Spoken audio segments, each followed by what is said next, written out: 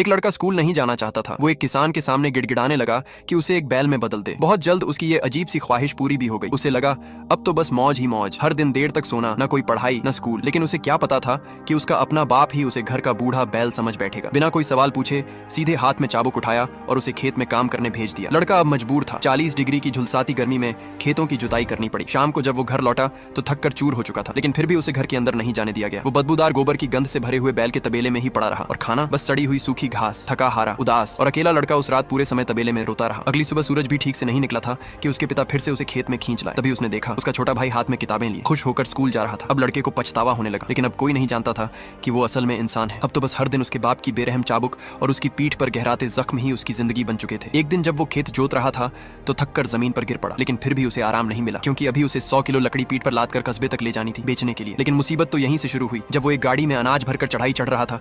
थका होने की वजह से उसका पैर फिसल